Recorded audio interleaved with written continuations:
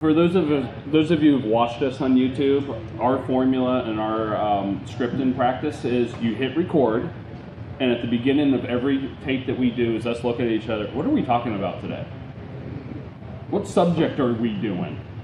And we'll usually record 2 or 3 little snippets and then release them as we can. But if you couldn't tell, and I think you can, it's very unscripted and very to the point where I'm often having to put graphics on. It's like, no, I said that wrong. Very, very wrong. That's a fuel pump, not a fuel filter, was one of the recent ones. So, well, it's 10 o'clock, so we'll go ahead and get started. And thank you, everyone, for coming. I'm Ken Viard. And I'm Melissa. So, a little over, well, actually, Oshkosh 21 is kind of when this journey started. So we're going to kind of walk through. If you're here to learn the techniques of setting a rivet or how to do certain builder things, there are other stages that will give you that. If you follow my instructions explicitly and do it exactly as I say, I will not fly in your airplane. Okay? We are not experts. We are not even qualified to be doing this build, but something we want to talk about is no one starts this process being qualified to do a build. Unless this is your second or third or fifth airplane. Yes. But as Ken mentioned, this journey started in 2021. Well, for me, it started a little bit sooner. We met in 2020. And we... Like a full month and a half before this pandemic thing happened. Yeah. And I had no idea what general aviation was. I didn't really care to figure it out. And you meet this guy and he's like, oh, I'm a pilot. I fly an airplane. And I'm like, cool, dude.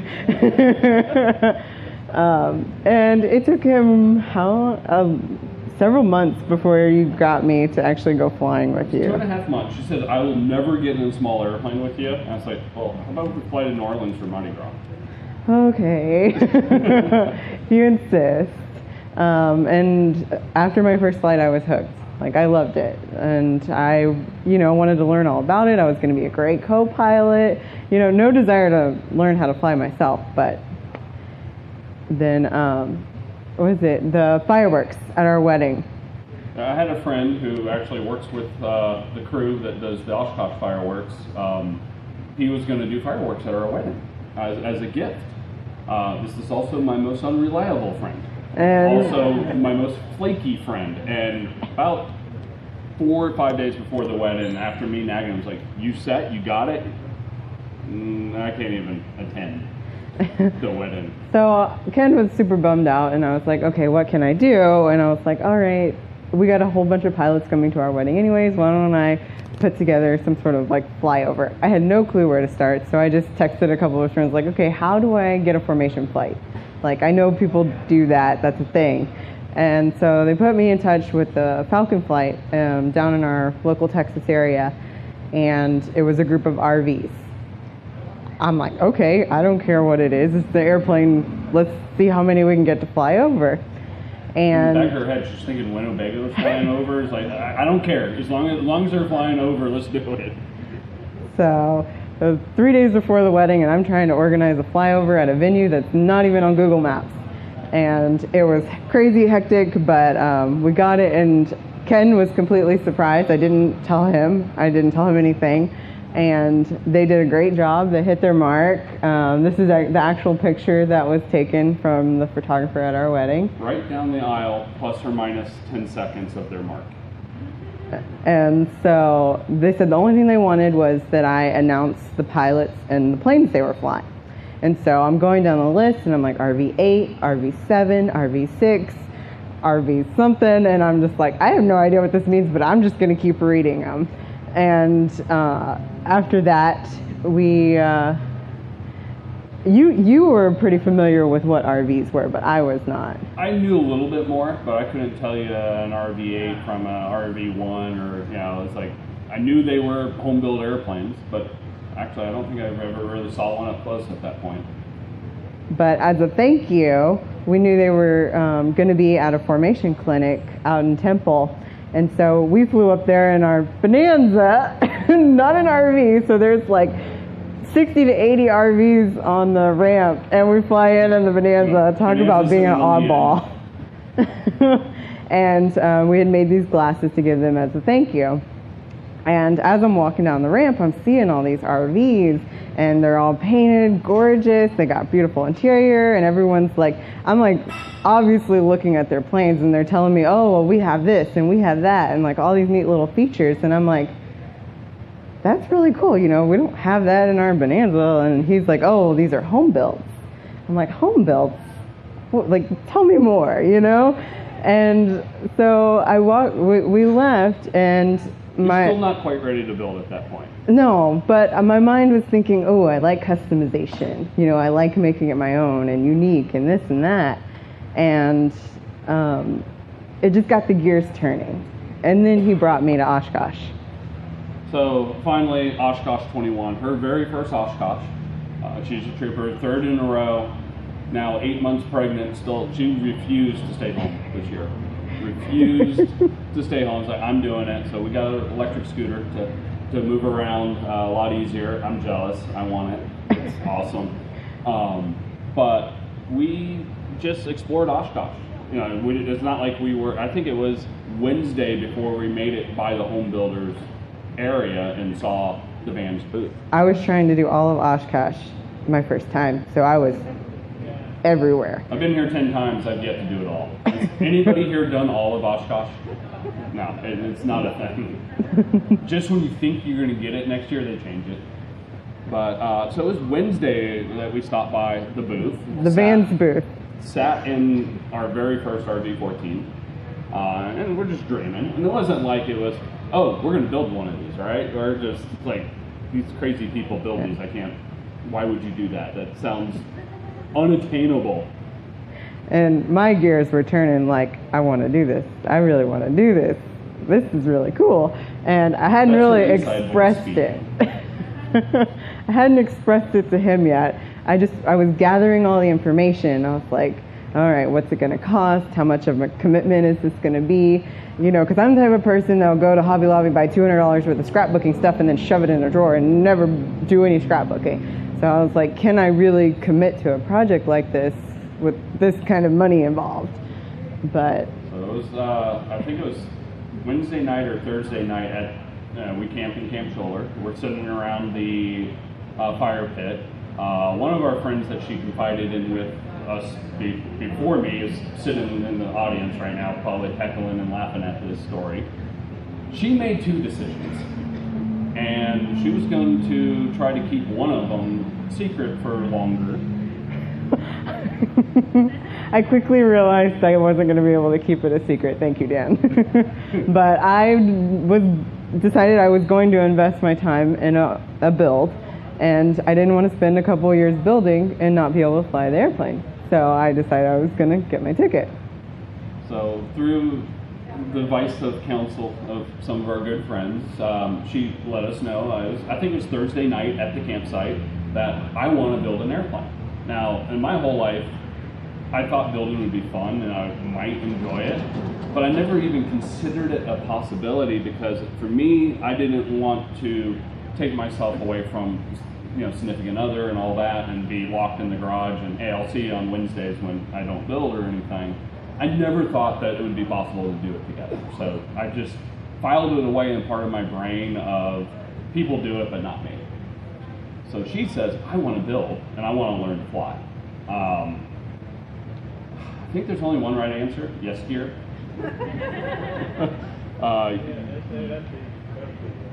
Yes. Yes, dear is the key to marriage. If you want a successful marriage, just practice. Stand in the mirror. Yes, dear. Yes, dear. Make it an instinct. It'll help. I was kind of worried that you were going to be like, flying's my thing, and No, I'm sorry. 25 years of flying. One of my favorite things to do is bring new people into the sport. It's something to be shared, not held on to tightly. But again, Thursday at Oshkosh, we're now potential builders. 2 days to learn everything. 2 days to learn everything that there is to learn that you want to ask So if we thought we were tired, if we thought we had walked around a lot at Oshkosh that week, we were going to every booth imaginable. It's like, what's this builder assist thing? For us, we discounted that pretty quickly, but we had to learn that. It's like, we asked the stupidest question of Vans. How much is it going to cost us? We're still trying to figure that out. They printed up an invoice that has a very different number on it than what we've paid so far. But the answer is how much does it cost to build a Vans aircraft is how much do you have, add 10%, and then go rob a bank. It's what you make out of it. So, in our mind of certified aircraft, we're thinking, you buy an airplane, here's the price, and, you factor in pre-buying some maintenance. Obviously build is a completely different thing. So, plant a money tree. That was a busy couple days. And came home from Oshkosh 21, and then we had our kits ordered next month. Yeah, by end of August. So we did spend a little bit more time calling some people, trying to have people talk us out of it. But no one did. Everyone was really supportive. So why did we choose the RV-14? Because it's aerobatic, and I want to fly upside down. Well, so she didn't say, build me an airplane. She said she wanted a smoke system. Sure. Now you go back to that flyover, 3 with smoke on. And I'm forever grateful for the Falcon flight team. They're like, oh, we just need to practice. We're out practicing that day anyway, so to have a specific time and spot to hit, we need that practice for our formation team anyway, so they were just gracious enough to just show up. Originally it was going to be 2 planes, and then a couple days before they got 4, and then the day of 2 more said, well, we want to come, and we had a 6-ship formation just out of the goodness of their hearts, and we're forever grateful for them. But there wasn't a single 14 in that formation. There are not 8s yet. and 7s. Yeah, not yet. We will be working with them. But she wanted the smoke system. And I am not one that packs light, so we needed to have a little bit more baggage area. And for me, I was really attracted to the evolution of the Vans kits and how manageable the 14 is compared to some of the earlier ones. With the final size holes, and it's for a first build. I was like, I feel like we can do this. And of course, we were thinking we're gonna quick build, right? Let's get quick build fuselage, quick build wings. Because for us, our finish line is flying. We are enjoying the build. We love the build, but we want to fly. But in the course of placing our order and talking to Vans, we got our first introduction to Vans supply chain and lead times, and realized we had a choice. We could go quick build and do nothing and wait for them to show up, or we can quick build one of them and we could be building the other while they were building the other. So it's kind of like splitting our workforce. So we debated, are we going to quick build the wings, or are we going to quick build the fuselage? And I just wanted to get started. And I think that was our first phone call with Kevin in tech support at Vans, who's heard it on our videos. He's our favorite tech support guy. Kevin is amazing, and Vans messed up by not bringing him this year, but if you're a Vans builder and you haven't talked to Kevin, next time you call builder support, ask to talk to Kevin. They had late. But make sure you have time. Yes, he goes in details. But and he said that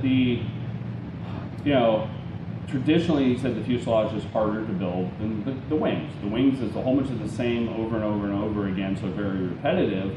The fuel tank is a thing. So we, on a whim, just went, okay, we're going to build the fuselage. But we're going to start with the tail kit, no problem, because the tail kit kind of holds your hand and warms you up, and goes that way. So all that sounded great until supply chain hit, and Van says, your fuselage is shipping. I'm like, what about the tail kit? Oh, that's coming some other time. So we kicked it into high gear trying to get the garage ready and, make sure we had all of our tools. And you can see the picture here with Ken. We went to a fly-in or pancake breakfast, something with EAA, and we thought we had just hit the mother load with these Clecos, and that was all we were going to need. Those are the Clecos we need. Yeah. Oh, I was like, I got a good deal on them. We're set. Toolbox. Yeah. I couldn't wait to get home and count them, and I was like, okay. Oh, little did we know we were so unprepared. That was fun. So several orders later, big piece of advice when it comes to tools. We did the worst thing possible. Yeah. We had a friend who partially started a build, who said, I have some tools, and he told me, it's like, I probably have 20% or 30% of what you need. My brain was like, that's all we need. Yeah, we got everything. Got everything. Go to Cleveland Tools, pick up your kit. When they say you need these tools, they're not lying. They're not trying to make extra money and sell you something you're not going to use. Talking to Mike at Cleveland Tools and now Blake, who's recently purchased Cleveland Tools, a lot of research went into that list. And it's modified as new builders find things that have changed, maybe as vans have changed the plans or something. You need all of that. I wish I would have known that and just clicked buy and got that from the beginning, because we piecemealed our tools. And spent a lot more, I'm sure. Yeah. So that's the one tool advice that we definitely have. But, like I said, we're going to start in the tail kit, right? No, fuselage. And we got a lot of advice from people saying, well, the fuselage kit's a lot more detailed and a lot holds your hand less, because the tail kit really walks you through in smaller details. I personally say no. That tail kit was harder than the fuse kit, in our opinion. The fuselage kit, you got to do a lot more different skills, but the tail kit was frustrating. But this picture here is the very first assembly that we set rivets in. And I actually, before I switched to time-lapse recording, we had the camera rolling full, normal speed. That footage is too painful for us to even put onto the YouTube channel. Was it 20 minutes 20 for minutes two for the rivets? first rivets. About another 10 minutes for the second rivet. And we thought we were doing great. Bit, but that was a full build session set in those 24 rivets. Painful. And one day we will publish it, and it's just... And just watching us go back and forth. Oh no, do it again. Oh no, oh. And it was just, it was bad. We were so excited. Look, we're building an airplane. And it's amazing looking back at where we started and how little we know. And like, if we were ever to go back again, I know it's going to go a lot faster. Yeah. I know that part of why that took so long to set, we had the wrong tools. We didn't have the Cleveland squeezer. We had a squeezer that didn't have an adjustable ram, so you were trying to put washers and get the settings just right. And I'm like, I don't need to spend a couple bucks on a twisty. Who needs that? Yeah, you need it.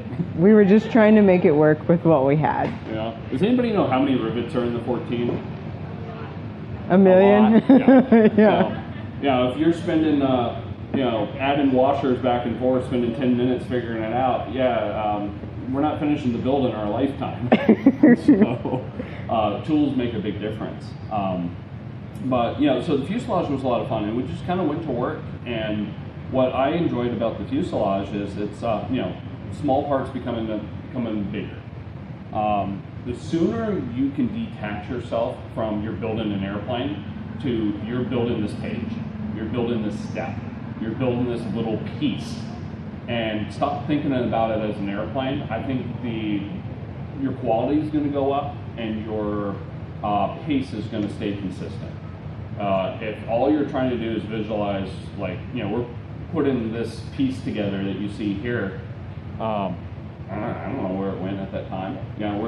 For a while we're trying to figure out where is this going to go together. There are times you need to look ahead and figure out how things will piece together, but there's times to just forget about it and just go to work. Trust the instructions.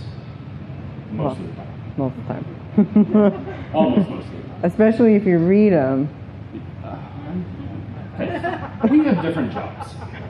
When we build, we quickly realize that, we're good at different things, and we just naturally divided. And the thing I'm most proud about in our build, there is no leader and assistant in this build.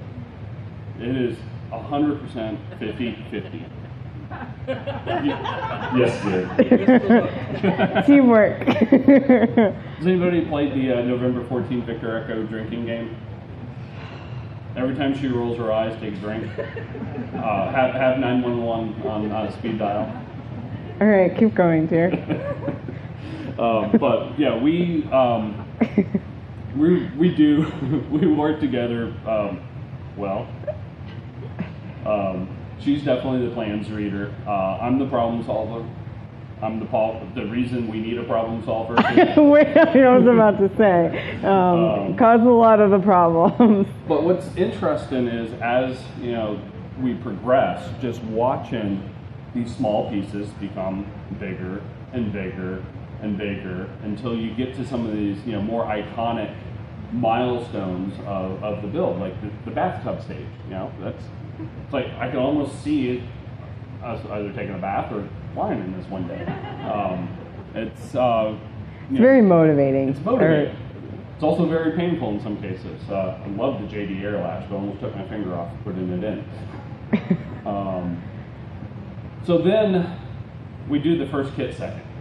Why not? Because we realized that we were eventually going to need parts of the tail kit done to actually finish the fuselage. So we have this huge fuselage in our garage, and I'm like, all right, where are we going to put it? But we got to do the tail kit.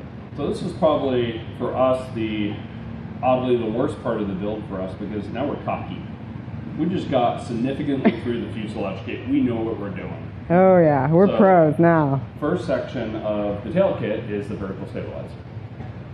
We set a goal for ourselves. We're going to build the vertical stabilizer beginning to end in one day, one build session.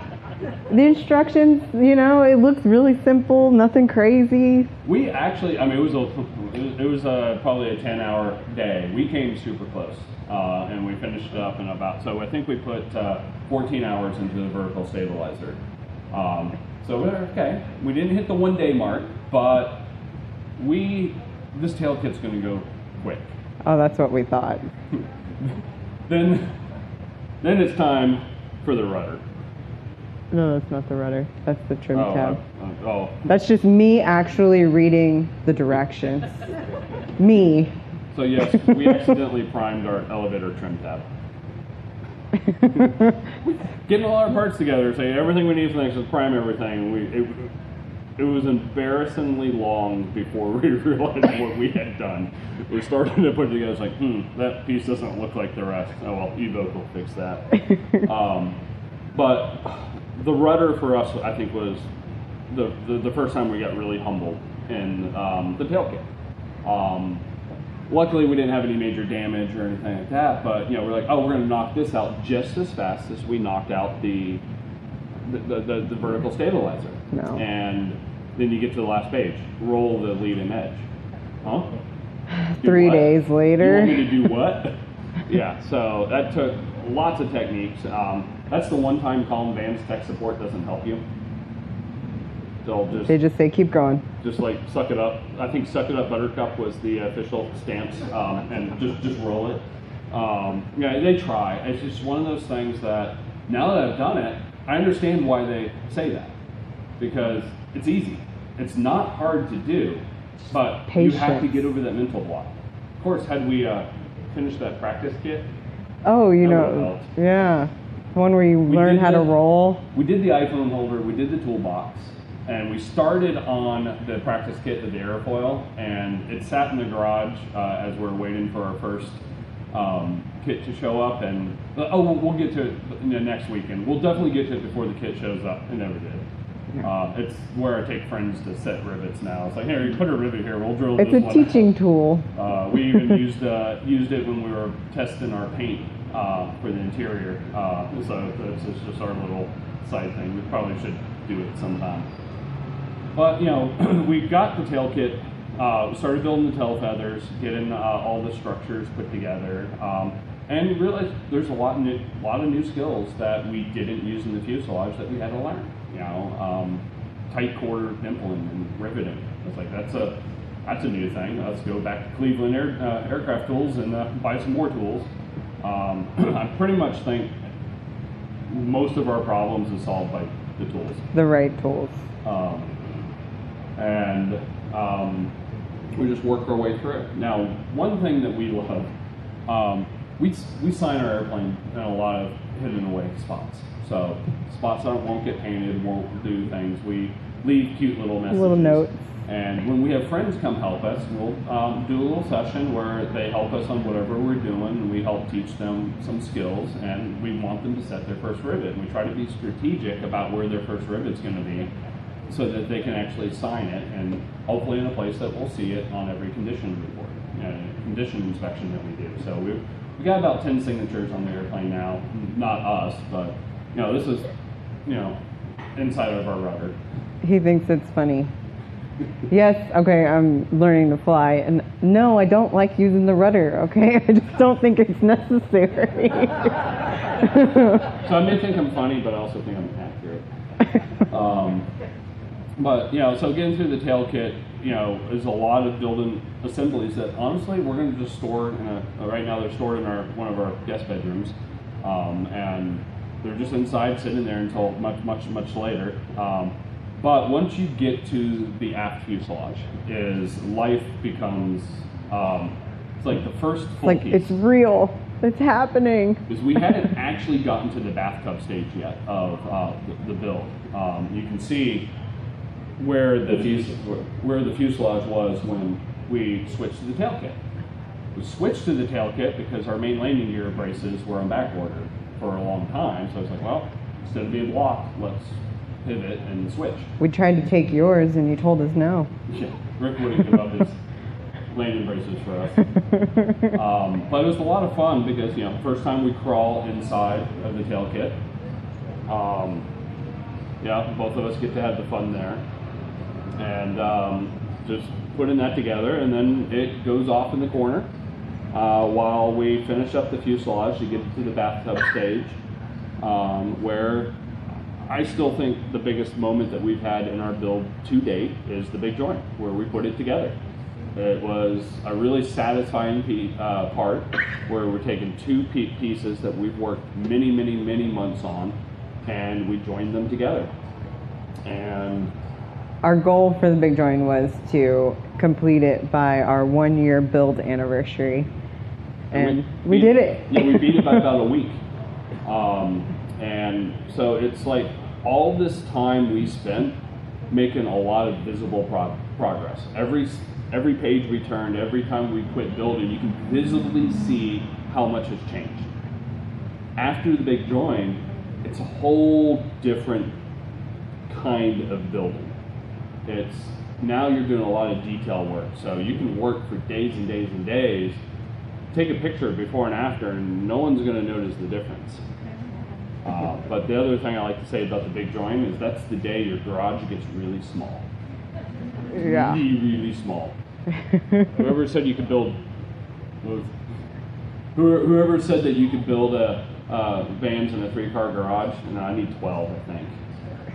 Have to be a lot more organized than us. I know people do in 1-car garages. It's mind blowing. I've seen pictures of some other builders' garages. They are much nicer and neater. So.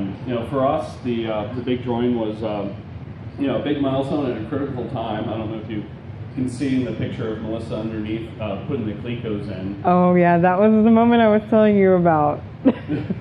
So I have a trash can on the other side of me. It was during my first trimester. It was unpleasant. 1 to 2 Clecos, fill up the trash can, a couple more Clecos, and but that's what we've been doing, is putting it together. So what have we learned building together? Anything? Ken glances at instructions. I read them. We balance each other. But the biggest thing we learned is we can do this. Yeah. We started this, I'm telling you, looking at the videos of our practice kits and some of our first rivets, you would rightfully be screaming at the TV. You know, we had no clue what we were doing. You know, tried to get as much exposure and training as we could, but the kits are designed to help you succeed. All you have to do is have the ability to stick with it and keep going. I was terrified that I wasn't going to be committed enough, and I mean, that was always my fear at the beginning. And you know, we were investing all this money in tools and, you know, learning, and I'm just like, can I do this? Like, is this something that I'm going to be able to do, or am I just going to sort of be sitting here on the sidelines, you know, watching him do it? And once we started doing it and like getting into it, and like I'm learning these skills, and I became way more confident in what I could do, what I could fix, even if it was just around the house. And some of you know, I'm a robotics engineer, and usually when something breaks, I just call a service guy, you know? But it's made me more confident. I was like, oh, I can get in this, I can get in there and fix this. Oh, maintenance doesn't have a cutoff wheel, I got one at home, I can do it. So I really enjoyed that, and I feel like it's brought me to be like an equal partner, like in this build, because just having the confidence, knowing I can do it. That's the thing I'm most proud about of this build is our split, our 50-50 split in this, and it's not one of our, we see a lot of people who, you know, build in, you know, pairs and get help from their spouse, or their spouse supports them, you know, in either way, whether it's a man or a female build-in. But I didn't think it was as uncommon as it was that there's true, you know, people working together and going from beginning to end and doing it together. And it's a subtle difference, but for us, it really helps. Like if one of us is having a bad day, the other picks up the slack, and really helps keep the motivation going. I know I would not be doing this build if I didn't have a teammate like you. You know, I've also learned that building a Vans aircraft, the RV-14 specifically, is both very, very easy and very, very, very hard, often at the exact same time.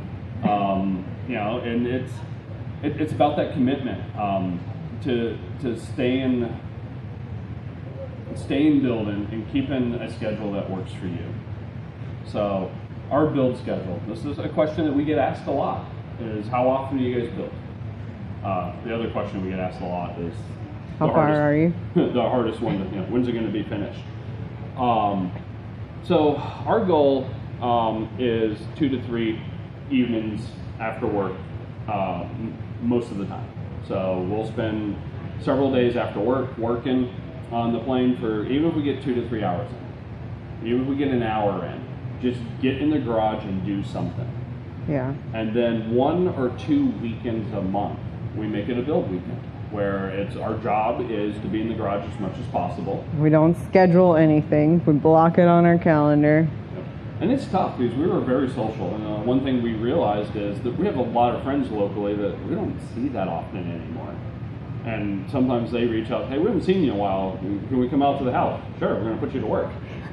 We've turned dinner parties into, here's dinner, hurry up, eat, let's go to the garage. You know, people like it once, maybe twice. A couple people come back on a regular basis. But for us, maintaining a consistent build schedule, like having our plan in mind, but not putting it on the calendar, right? Not holding ourselves, you know, like a evil boss who's watching your time punch. You know, we don't do that to ourselves, but it's just like building has to be our priority. And yeah, my number of hours I fly per year, I used to fly 150 to 200 hours a year. I'm lucky to get 50 in a year now. We didn't do good this year. Yeah, it's choices that you make to get the thing that we want. But the real thing that we spend a lot of time thinking about is builder burnout. Now, I assume there's people who have either built or are building in this plane, in this room. Who's felt the burnout? Now, I definitely have felt burned out at points. So our strategy is, you know, we've taken several vacations in the middle of this. You know, we've gone to, you know, and usually for us, she is historically a big planner, so vacations get planned 6 months a year in advance, and we've like two weeks before we left, hey, let's hop down to Cabo. We found a cheap flight. Let's a good deal on something. Let's. But it's not even about like vacations. Like something as simple as like, we're not going to build tonight because we're going to a concert. You know, we're going to do something fun. We're going to do something for us. You know, you've been way too grumpy and I can't work with you tonight. You know, we're not even going to go in the garage. And that has been a big help. Like when me recognizing that he's getting there and then him recognizing that I'm done, which is probably more the case lately. But you've got to strike that balance. So you got to find the balance that works for you. You've got to be motivated to get to the finish line, but not driven by that finish line. My answer to when will our build be done? When we go back to Texas and start building again, my next build session, my goal is to finish the airplane. That build session. Eventually, I'm going to be right. One of these days. I don't think it's going to be our next session. The session after that, I'm pretty convinced I won't be right, but eventually I will be right. But I have a date in mind, but we'll let him keep thinking that. But every piece, every step, like sometimes we get blocked on something. Maybe we forgot to prime something. We forgot to prep something. All right, let's just skip ahead to something we can do, because a completed step is a completed step. There are a finite number of completed steps in this project, and as long as you're completing some of them and you can stay organized, you're getting closer to the finish line. And that's something that he's a whole lot better at than I am, because I like to go in order. I am a page by page, step by step kind of person, and he's like, oh, we can do this, and we can do this, or we can come back to this. And I'm a little OCD about it, and it drives me nuts, and that's usually when I want to strangle him. But I realize that it's necessary if we want to keep moving forward. Otherwise, it's going to take us forever. There's a time and place in the build for skipping around. Early, like when you're early with any of the kits, it's start at point A, go to point B, do not pass go, do not collect $100, just go in order. But as we got to where we are, we're starting to do systems. I don't fully agree with the order Vans has put some things, because of some of the choices we've made, some of the mods that we're putting in dictates us, installing things in slightly different order. Because you know better than the company that made it. We'll find out. The plane's going to fly one way or another. But no, it's you're trying to think, and there's been times we've made wrong decisions. But I'm trying to optimize for we can rivet that later. Like the forward fuselage right now is one that we are not going to rivet that to the airframe until the last possible minute. And I've heard this advice from Rick before. And whatever you think the last possible minute is, probably wait another section or two, because that last possible minute, you probably still wish you waited longer. So it's just kind of figuring. There's a lot of times we'll symbol a subsection and go test fit it and look at why they told us to do it here and see, are we going to shoot ourselves in the foot by doing it slightly out of order? 9 times out of 10, we shoot ourselves in the foot. But we try our best. Don't burn yourself out. Take the time. Recognize that feeling of this is work and not fun anymore. Take a week off. Take a long weekend off. Go do something that you haven't done before. Because a half-built kit is one of the saddest things in the whole home builder industry. I'd rather see more kits finished, and I know life happens, because life has happened to us during this build. It started last October when Melissa had to go in for a surgery that was somewhat planned, but necessary. Necessary because I was in pain, but and then I had complications after the surgery, and so life was just a little miserable, but still got out there and read the directions while I told him what to do. So and then as we kind of recovered from that and got back to our build schedule, it's like, okay, we're clear, nothing's going to get in our way. We needed a puppy. Because, more joy. Yeah, more joy. I thought a golden retriever was a highly trainable dog. So we got a golden retriever. We named him Rivet. We fostered a golden retriever before him, and we named him Clico. It's a good thing he was just a Clico. Yeah, temporary. That dog came to us with some behavioral issues that it was right after her surgery. We just did not have the time to do it right, and so we were able to work with the rescue and find a better home for him. But then we found another golden retriever puppy that came with a no return policy. So we named him Rivet. He's permanent. I do threaten him when he misbehaves. We do know how to drill out rivets. But we love Rivet. He's with her mom. Grandma loves him more than us probably, but we'll get him back. So at first we thought he was going to be like a little build dog and be in the garage and everything. No. We spend more time hollering at him than building. We got this little playpen that zipped up that he could be as a puppy. All he did is roll around the build in that playpen like a hamster wheel. It's like I thought he would put his toys and blanket in it and he'll lay down and just kind of no, that did not work. But so great, got the puppy out of our system. Nothing's gonna slow us down. Yeah, we found out the next month we were pregnant. So we are incredibly excited that Amelia McKenzie Viard will be joining our family late September, and we have a difference of opinion on how this is going to go.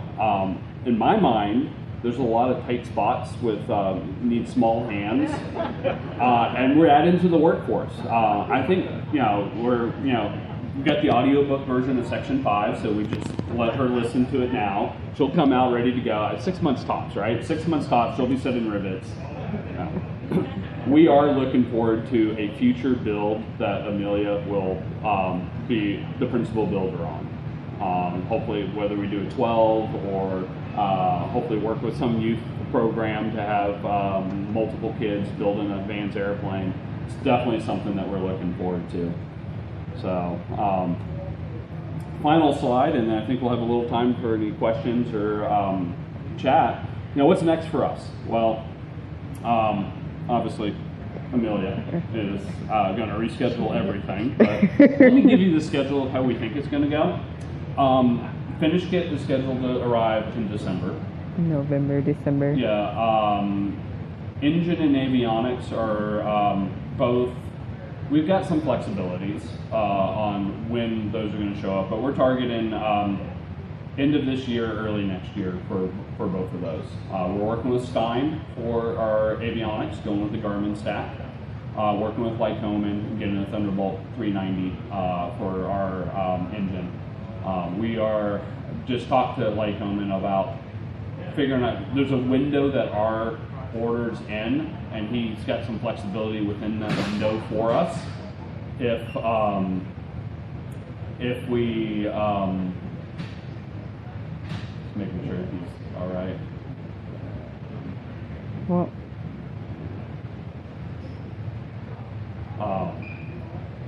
Okay. All right, look all right.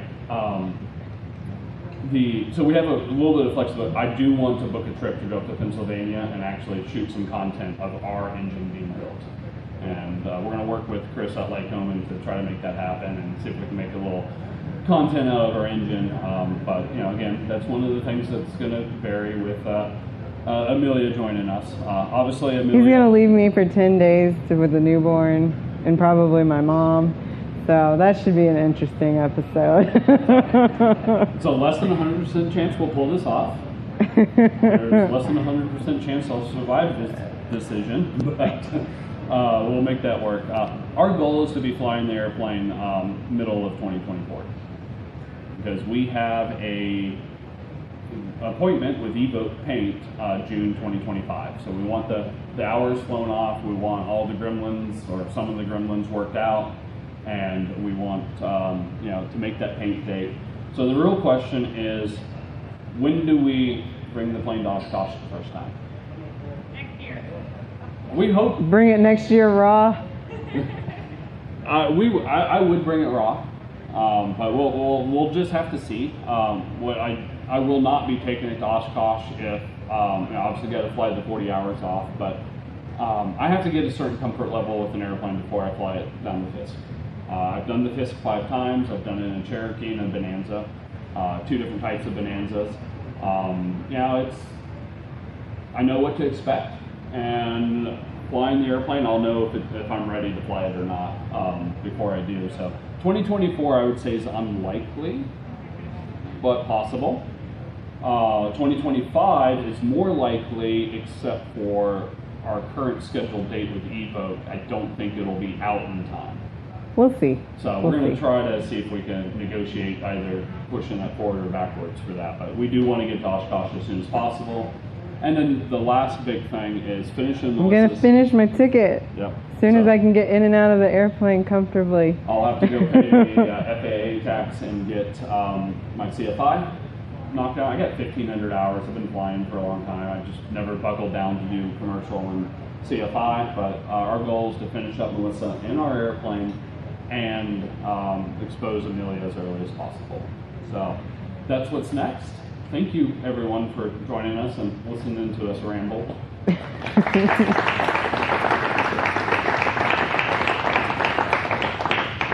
Questions? We have business cards that will direct you to our YouTube channel if you're not already watching. If you're not subscribed, come on. Yeah, we're so close to the 1,000 subscriber mark. We're trying to hopefully by the end of Oshkosh cross 1,000, which will be awesome for us.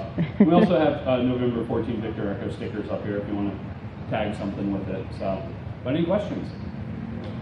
Who runs the rivet gun? She's the qualified one. She gets the bucking bar. I'm quality control. My wife handed the bucking bar saying, just give me that gun. Yep. So whoever holds the bucking bar controls the riveting process. When you started the RB-10? So, No tins in our house. So the most common thing we heard after we got pregnant was, "Oh, you should have built a 10." And what's your answer? It's not aerobatic. So she says we're going to build a second airplane, so family vacations are in formation. I love her. Anything else? Yes, sir. So you're a cute couple to watch on YouTube. You guys are building. 2 questions you already hit on the 1 to 10 at that point. You mentioned Bonanza. You guys part of the club, share. How do you fly right now? I, for some reason, have a face that owners who don't fly their plane enough hand me their keys. I don't know why. I wouldn't hand them my keys, but I actually got keys to 4 airplanes right now. We do have a flying club that has a beach sundowner in it. That's a part of. That's our little putt-putt around, so you know. A little putt-putt around, and but I was flying an A36 turbocharged factory turbo.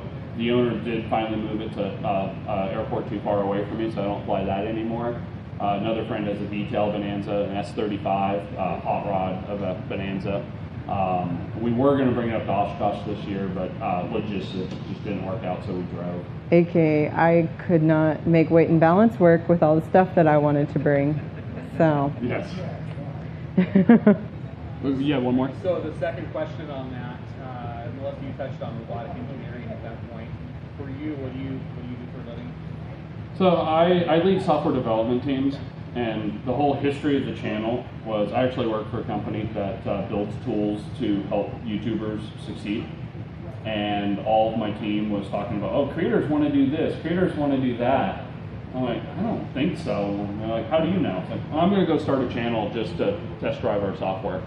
And that's how this began. For reasons I don't understand, you guys keep watching, and we appreciate it. We really do.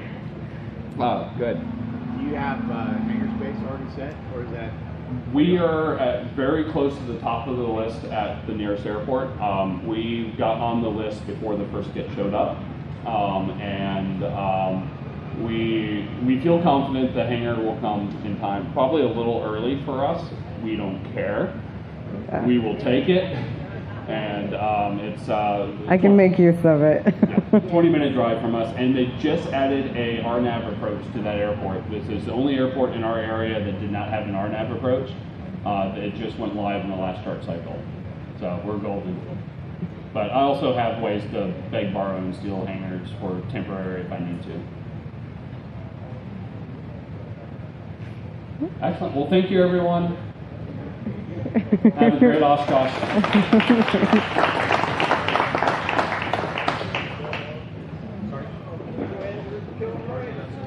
All right. I did. Oh, I'm gonna fall.